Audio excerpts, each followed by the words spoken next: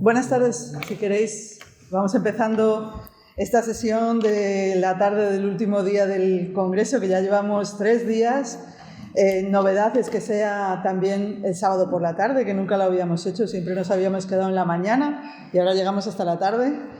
Que es el último panel y lleva el título de la filosofía como punto de referencia, porque todas las comunicaciones que vamos a escuchar pues van de alguna manera dirigidas ahí como un punto de referencia a la filosofía, ¿no? Entonces tenemos 4 ponentes, cada uno se va a presentar a sí mismo, sobre todo para que sepamos si son psiquiatras, si son psicólogos, qué son, ¿no? Y desde dónde hablan, sobre todo, ¿no? Pero bueno, por eso les voy a ceder ya la palabra. El primero, Francisco Javier Gil, y va a hablar sobre decisiones trágicas y residuos morales. Bueno, pues muchas gracias, Soledad. Es un placer estar aquí, porque yo estoy muy vinculado a la Sociedad Asturiana de Filosofía y lamento no haber podido asistir al resto de presentaciones hasta hoy porque he estado fuera. Y soy profesor de filosofía en la Facultad de Filosofía y Letras de la Universidad de Oviedo, y ese es mi perfil. Me dedico a cuestiones de filosofía política, pero también he dedicado mucho tiempo a cuestiones de ética y cuestiones de bioética, ¿de acuerdo? Y bien, y pido disculpas de antemano porque debido a un exceso, digamos, de tareas, pues no me he preparado como debiera esta charla. Bien, en todo caso, rápidamente, para no agotar los 20 minutos, voy a ver. Entonces, yo lo que... Claro. Yo te aviso. Tú me avisas. Bueno, entonces, bien. Mi planteamiento era el siguiente, tengo escrito, pero si leo igual me pierdo. Durante la pandemia se ha visto de manera muy clara, ¿no?, cómo no solamente quienes han sido más afectados a efectos de pérdidas humanas y pérdida de calidad de vida, que han sido sobre todo los ancianos. Eso es muy interesante. Yo tengo en relación con lo que dijo esta mañana Guillermo Rendueles, yo tengo también una perspectiva parecida. Creo además que sí que se debería haber aprendido algo, en el sentido en que podemos encontrar muchísima más solidaridad con la... Hay que repensar la vejez, claramente, en zonas como Asturias. Hay que repensarnos a nosotros mismos ya desde ahora como viejos. Bueno, yo lo soy ya, pero quiero decir, incluso generaciones más jóvenes. Es evidente. O sea, eso es lo que deberíamos haber aprendido de la pandemia, entre otras cosas. Cómo queremos vivir cuando seamos viejos, etcétera, ¿no? Es decir, cómo queremos vivir colectivamente. Bien, en todo caso, son los que han sido los grandes afectados, pero no solo, porque durante todo ese tiempo quien estuvo en primera línea fueron los profesionales de la salud, fundamentalmente, que no solo, pero fundamentalmente enfermeros, enfermeras, porque no solamente en España, en muchos países es una profesión muy feminizada, una profesión del cuidado típicamente feminizada. Y muchas de ellas soportaron sobrecargas de trabajo y soportaron situaciones dilemáticas de orden moral y organizativo tremendas. Y son las que en gran medida sacaron adelante al sistema, evitar el colapso del sistema. ¿Es así? Y yo creo que sinceramente que tenemos una deuda con ellas, y una deuda que no es solo de gratitud, es un reconocimiento en sentido fuerte, ¿no? Y una deuda que nos debería llevarnos a plantearnos como sociedad reforzar, ¿no? Vamos, el sistema de salud en general y en esos niveles. Bien. Una de las consecuencias laterales de ese sobreesfuerzo ha sido que muchas enfermeras en particular, ¿no?, han vivido, digamos, han tenido que sufrir en estas situaciones complejas, han generado patologías, ¿no? Han generado, digamos, diversos tipos vamos a decir, enfermedades, ¿no?, que van mucho más allá de la fatiga, ¿no?, por decir así. Bueno, es a eso a lo que me quería yo referir. Balbuceo porque me gustaría leerlo, pero no voy a leerlo. Bien. Bueno, hay un término que es muy conocido fundamentalmente en el mundo de la enfermería y no solamente de manera muy particular por aquellas que están en unidades de cuidados intensivos, pero no solamente, también en el entorno de emergencias. Y por supuesto, donde esto se ve muy claro es allí donde hay situaciones de catástrofes, de intervenciones en catástrofes. Es lo que se llama lo que se llama, voy a decirlo en inglés primero, que es el término, el moral distress, ¿no? Se puede traducir como angustia moral, ¿de acuerdo? Entonces, es un fenómeno que se puede analizar en términos estrictamente morales y, digamos, que claramente se vive psicológicamente y sus repercusiones psicológicas pueden llegar a las psicopatologías. Es por eso por lo que lo he traído aquí, ¿de acuerdo? Pero bueno, a mí tiene cierto interés porque yo doy clases de ética de desastres y una de las cosas que doy, aparte de hablar de triage y priorización, es los deberes que hay antes de los desastres y los que hay después de los desastres. Y este es uno de los típicos, digamos, escenarios, digamos, cuestiones éticas relevantes, ¿no?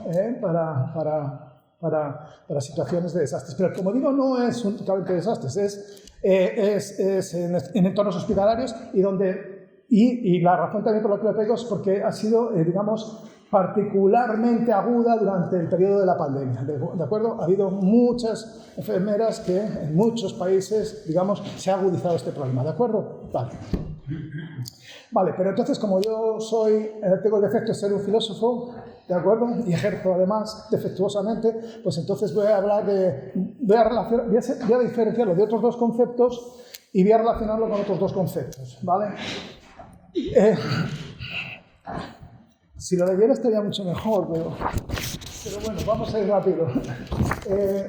Los dos conceptos con los que lo quiero relacionar es, por un lado, con el concepto de emotional distress, que es la angustia emocional. ¿De acuerdo? Que no es una angustia moral, es emocional, ¿de acuerdo?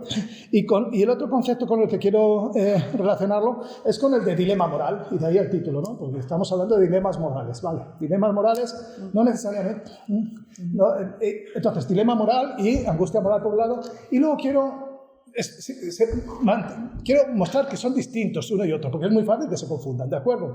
Y luego relacionarlo con otros dos conceptos que también creo que son muy interesantes. Uno es el concepto de suerte moral, moral luck, que es, lo digo en inglés porque, cierto en inglés, porque el gran debate que hubo sobre esto fue de grandes filósofos ingleses, Bernard Williams y Thomas Nagel, debatieron sobre la idea de suerte moral, que es un aspecto muy interesante y entonces voy a relacionar, porque podemos poner, no solamente enfermeras, mucha gente, digamos, en distintos contextos, estrés, angustia moral, muchas veces se debe a eso, a la suerte, a la mala suerte o la buena suerte moral que tengamos. Bueno, voy a decir algo al respecto y finalmente relacionaré la idea de moral distress con un concepto que está relacionado que también lo voy a decir en inglés primero, porque buena literatura se ha hecho en inglés sobre esto, que es se dice moral reminder o también moral residue, que es el residuo moral, lo que queda en el daño, lo que queda del daño después de que se ha tenido una situación de estrés a la larga, ¿de acuerdo? El residuo. Vale, esto es mi planteamiento. Si me da tiempo, yo quisiera decir algo además, que es ¿cómo se sale de una situación de estrés moral de este tipo que puede generar hasta niveles patológicos? Bueno, pues una de las opciones es, lo adelanto por si no me da tiempo, como me temo, que es acudir a la idea de resiliencia, ¿no? La resiliencia, que claro, el problema, no voy a entrar ahora, si eso me da tiempo lo desarrollo, pero el concepto de resiliencia típicamente está muy recortado y por volver un poco a los términos en los que se debatió esta mañana, es típicamente otro producto, digamos, conceptual y práctico del neoliberal, si queréis, ¿no? Entonces, la resiliencia se puede entender de muchas maneras, a no ser que, como yo propondría, lo entendamos desde lo que se llaman las comunidades de prácticas. Comunidades de prácticas que también adelanto, pero vamos que explicar después, que es cuando grupos de interés con contacto en el tiempo, experiencias compartidas, son capaces de definir sus problemas y, por tanto, ayudarse, ¿de acuerdo? Y categorizar Eso se puede hacer por redes sociales, quiero decir que no es una cosa institucional, no necesitas un colegio de enfermeras, no necesitas, estamos hablando de gente que con los mismos, digamos, problemas profesionales que se puede autoayudar, ¿no? Y que entonces, y es ahí donde la resiliencia y la comprensión ante problemas concretos de estrés moral tiene, digamos, visos de solución, ¿de acuerdo? Que es también un poco la solución que entiendo, ¿no? Que César Redondo esta mañana hablaba de tratar algunas patologías súper, hipermedicalizadas, etc. Bueno, vale, entonces entramos. ¿Qué es un dilema moral? Bueno, pues un dilema moral es, bueno, tú ya sabes, como un toro, tiene dos cuernos, entonces tienes un cuerno y tienes otro cuerno, y normalmente esos dos cuernos es moral porque, digamos, tiene que ver con cuestiones de principio, que pueden retrotraer a cuestiones de principio igualmente ineludibles, ¿de acuerdo? Y entonces, el problema con los dilemas morales es que es correcto hacer ambas cosas, o todo lo contrario,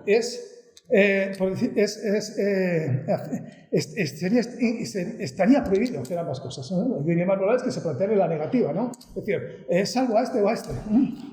O dejo morir a este o a este, ¿no? Que puedes plantearlos en términos de obligaciones, en términos de prohibiciones. Por supuesto, también hay dilemas morales, no solamente dilemas. Pero el asunto del dilema moral, digamos, si nos ponemos puristas, tiene que ver, digamos, con situaciones son dilemáticas, claro, eso es un apetito principio.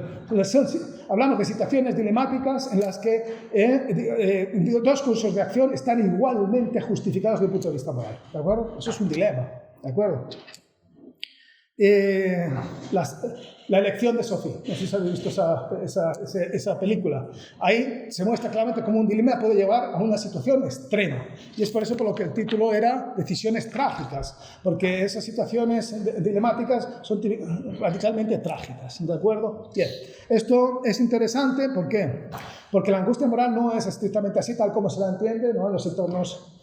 Pero voy a decir que sí, que no es esto, no es exactamente la angustia moral, el distrés moral, un dilema moral. Sin embargo, los dos sí que pueden generar lo que vamos a ver después, el residuo moral, etc., ¿no? ¿De acuerdo? Pero dejadme distinguirlo. ¿Qué es la angustia moral? Bueno, una enfermera, por ejemplo, sabe cuál es la acción correcta, pero no puede hacer lo correcto, ¿de acuerdo? No es que las dos sean...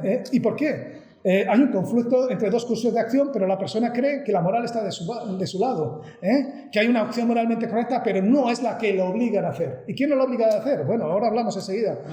¿Por qué está obligada a hacer lo que no debe, en lo que no cree? Pueden haber restricciones externas, restricciones internas y restricciones que escapan por completo a su capacidad de decisión, ¿de acuerdo? Ahora entro en esto, ¿no? Entonces, claramente, a diferencia de un dilema moral, aquí sí que existe, según la persona implicada, que es la que está en la situación dilemática, una solución correcta, claro que la hay.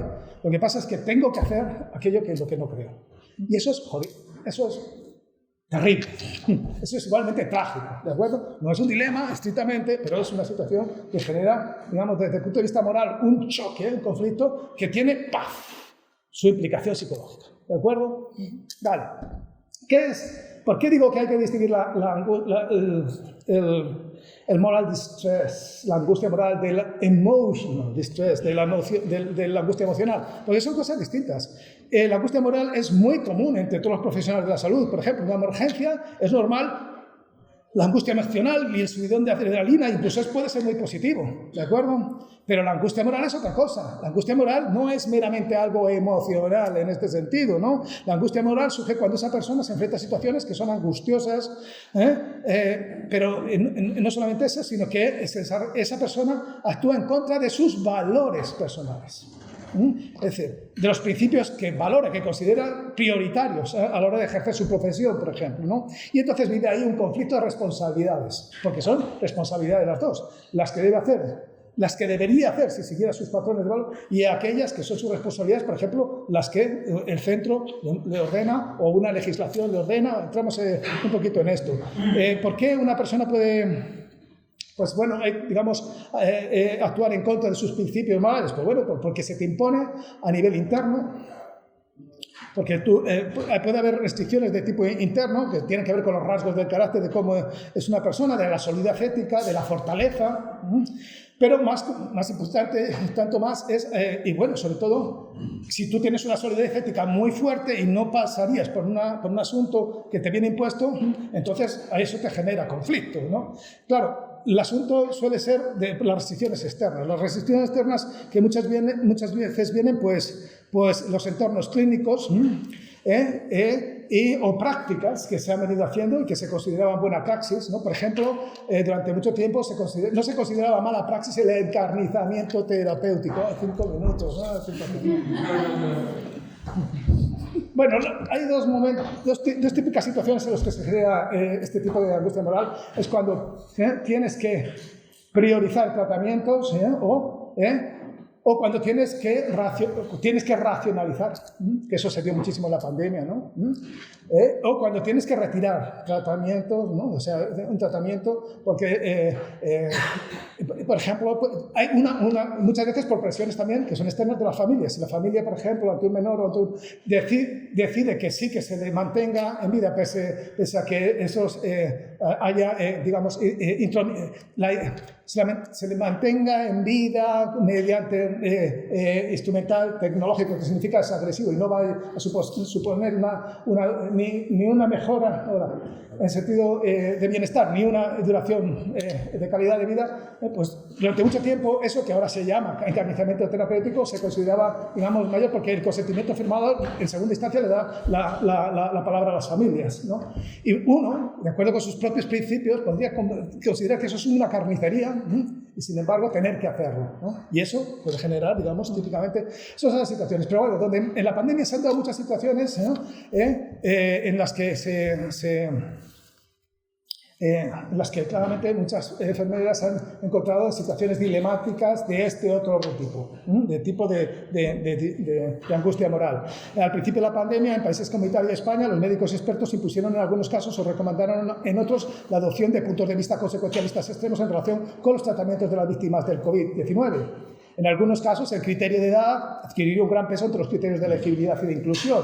Las enfermeras tuvieron que experimentar y participar en situaciones en las que era insoportable ver a alguien sufrir y morir, pero también no podían hacer nada. Pero como esto tiene también que ver con el tipo de uso que podían hacer cuando les carecían del equipo profesional adecuado y sin embargo estaban en la obligación de cuidar y de salvar, y tenían que...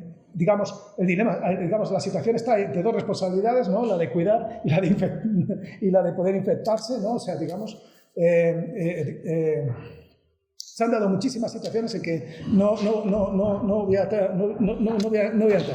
Vale, porque no tengo tiempo. Y el caso es que, tanto si uno se ve obligado a elegir, como en un dilema moral, en una situación en la que preferiría no elegir en absoluto, porque las dos... O como en una que es como la que puede ser una situación de angustia moral, una situación en la que preferiría no elegir la acción que finalmente es la obligada, lo que tiene que hacer. En ambos casos, la situación puede generar, digamos, dar como resultado, a la larga, sobre todo lo que se llama, digamos, el residuo moral, el resto moral, que algunos caracterizan como una angustia moral reactiva. Que el residuo moral tiene que ver con ese resto que queda cuando, por ejemplo, una enfermera experimenta repetidamente esa angustia moral y recrea o no en la situación que lo generó.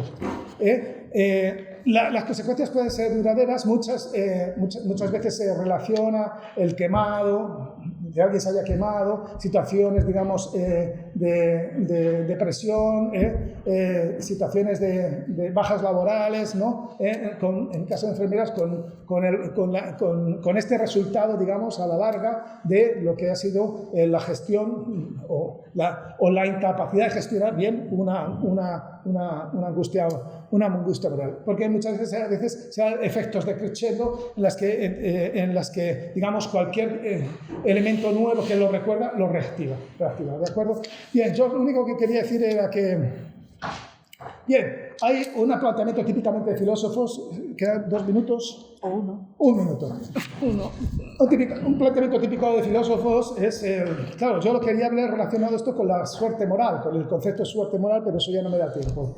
De que básicamente uno puede tener muy mala suerte y el típico celador que de noche al conducir después de una larga jornada de trabajo sin querer atropella a alguien, ¿no? Toda la vida cumpliendo, siendo súper respetuoso, el del coche rojo que todos los días te pasa poniendo en peligro la vida de los demás, nunca le va a pasar nada, pero tú has tenido un descuido, y digamos, toda tu vida ha sido porque has matado a alguien sin querer, ¿no? Eso es mala suerte, ¿no? Y la mala suerte moral también tiene que ver con qué planes de vida... Bernard Williams, por ejemplo, de un falso Gauguin. Gauguin dejó a toda su familia por su vocación de ser pintor, ¿no? Y se fue, ¿no? Ese es un falso, digamos, es un, no falso, sino ficticio, ¿no? Para poner en manifiesto este es otro sentido de la suerte moral. Si al final dejó de ser un buen pintor, y eso parece que le da la razón a esa decisión tan inmoral desde otro punto de vista, pero le podía haber ido muy mal, ¿no? Entonces, lo que define al final es toda una vida vivida, ¿no? Eso es lo que viene a decir Bernard Williams. Pero el punto es este, Si tú te dedicas a ser dedicarte a la asistencia sanitaria en contextos tan problemáticos, de emergencias, desastres, o a la ayuda humanitaria, y te vas a centros es una acción como la de Bernard Williams, en la que tú te puede salir mal y te puede salir bien, pero si te dedicas a eso, seguro que vas a tener casos de suerte y mala suerte moral en sentido concreto, como el del celador, ¿de acuerdo?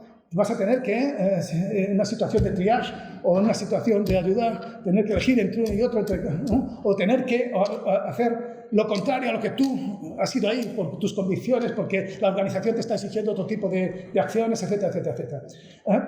A lo que iba, si uno, por eso quería relacionarlo, y por eso también quería finalmente terminar con esto de otra típica visión filosófica, la da Philip Pafut dice, mira, no hay nada que reprocharse. No hay nada que reprocharse. Tú has hecho lo que debías hacer. Y, digamos, lo único que llama la atención de un dilema moral, o para nuestros efectos, de una situación de angustia moral, en que tú has hecho, oye, has tenido que plegarte, pero has hecho lo que debías hacer. Está por encima no tienes nada que reprocharte, está por encima de lo que tú puedes exigirte a ti mismo, ¿no? Por lo tanto, no es una cuestión lógica. Claro, otra cosa es la cuestión psicológica que te queda, ¿no? Y eso es claramente el espacio en el que, efectivamente, la angustia moral puede dar lugar, ¿no? A esa recreación, ¿no? Que te asalta en la noche, ¿no? Que podrías haberlo hecho de otra manera, o que tal vez deberías haber ido en favor de tus principios, ¿no? Y digamos eso, pero vamos, desde el punto de vista de este tipo de planteamiento filosófico, uno entonces tiene que simplemente sobrellevar esto. Con esto quiero decir que este tipo de planteamientos típicamente te dejan indefensos a la hora de plantearte una solución. ¿La solución por dónde iría? Pues ya simplemente la dije. Por entender la resiliencia no en un sentido individualista, sino en un sentido colectivo de comunidades de práctica. Yo creo que, digamos, la solución no te la da la filosofía en este sentido, sino te la da la comunidad, ¿vale? Y esto es únicamente lo que quería decir.